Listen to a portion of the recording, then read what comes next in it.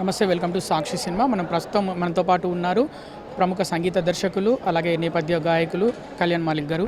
Sir, June 12న ఇక్కడ assembly పబ్లో ఒక show జరగబోతుంది. మొట్టమొదటిసారి మీరు ఆ షోలో పర్ఫామ్ చేయబోతున్నారు. మెయిన్ రీజన్ ఏంటి? ఈ షోలో మీరు పర్ఫామ్ చేయడానికి గల కారణం ఏంటి? ఇది బేసికల్గా నాతో షో చేద్దామని ఎప్పటి నుంచో నిఖిల్ అనుకుంటున్నాడండి. ఎందుకంటే ఇది నా కెరీర్లోనే ఫస్ట్ టైం నాకు పెర్ఫామ్ చేయడం అన్నది, ఇలాగ అంటే నా పేరు మీద షో చేయడం అన్నది ఫస్ట్ టైం నాకు. సో నాకు కూడా ఇది గ్రేట్ ఎక్స్పీరియన్స్ అండి. మొదటి సినిమా, మొదటి అవకాశాలు వచ్చినప్పుడు మనం ఎలా ఫీల్ అవుతామో నాకు ఇది అలాగే అనిపిస్తుంది. సో ఇది సక్సెస్ అవ్వాలని మనస్ఫూర్తిగా కోరుకుంటున్నాను. చాలా మంచి పాటలు, అంటే జనం ఇన్నాళ్ళు గుండెలో పెట్టుకున్న పాటలన్నీ కూడా లైవ్ పెర్ఫార్మెన్స్తో నాతో పాటు 6 సింగర్స్ ఉన్నారండి, వండర్ఫుల్ సింగర్స్. వాళ్ళతో పాటు నేను పెర్ఫామ్ చేయబోతున్నాను. సో అలాగే ఇక్కడికి రాబోయే ఆడియన్స్కి మీరు చెప్పే మాట ఏంటి? అంటే వాళ్ళు చాలా ఎక్స్పెక్ట్ చేసి వస్తారు కదా, మీరు ఎలాంటి పాటలు పాడబోతున్నారు? దే ఆల్రెడీ నో అండి.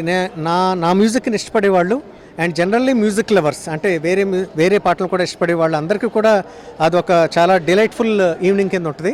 ఎందుకంటే నా పాటలే కాకుండా బయట మ్యూజిక్ డైరెక్టర్స్ చేసిన మంచి పాటలు కూడా అందరం పాడబోతున్నామండి. సో ఓవరాల్గా ఒక మంచి ప్యాకేజ్ కింద ఉంటుందండి ఇది. మీరు ఎప్పటి నుంచో ఇండస్ట్రీలో మ్యూజిక్ చేస్తున్నారు. అప్పటికి ఇప్పటికీ మీరు గమనించిన తేడా ఏంటి? మ్యూజిక్లో అయినా, పాటల్లో అయినా, లిరిక్స్లో అయినా? లిరిక్స్ ఇంకా బాగుండని అనిపిస్తుందండి. గతంలో కన్నా అంత అర్థవంతమైన లేకపోతే గొప్ప సాహిత్యం కనుమరుగైపోతుందేమో అని చిన్న భయం అయితే ఉందండి.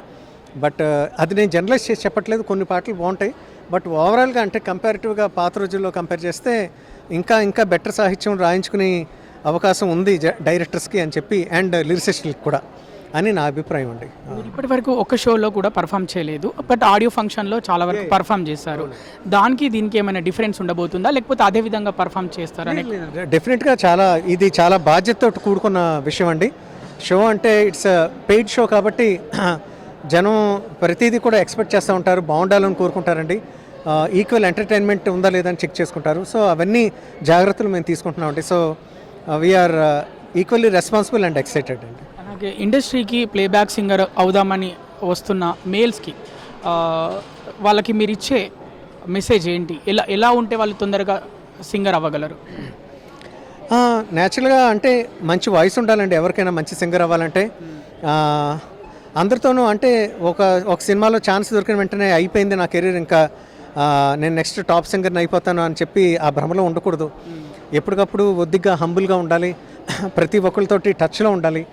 ప్రతిదీ అదే నా మొదటి పాట అన్నట్టుగా భావించి ఉంటేనే లాంగ్ స్టాండింగ్ కెరీర్ ఉంటుందని నా ఉద్దేశం అండి. So be humble and respectful అని నా. ఇక చివరి ప్రశ్న, మ్యూజిక్ గురించి మీ అభిప్రాయం ఏంటి? సంగీతం గురించి అంటే మీరు ఏం చెప్పాలనుకుంటున్నారు? సంగీతం, మీరు మొట్టమొదటిసారిగా సంగీతం అందించాలని ఎప్పుడు అనిపించింది మీకు?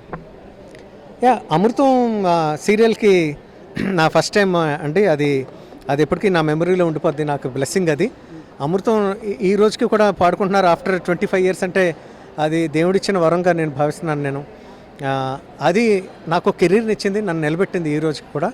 సో అలాగ నాకు ఇచ్చిన మంచి అవకాశాలు ఇచ్చిన నా డైరెక్టర్స్కి, నా ప్రొడ్యూసర్స్కి ఎప్పటికీ కృతజ్ఞత ఉంటుందండి. సో మంచి మ్యూజిక్ చేయాలని, ఏ మ్యూజిక్ అయితే చూసి నన్ను ప్రేమిస్తున్నారో అంతే మంచి మ్యూజిక్ ఫ్యూచర్లో కూడా చేయగలగాలి కానీ నేను దేవుణ్ణి కోరుకుంటున్నానండి. నేను thank you so much and all the best for your show.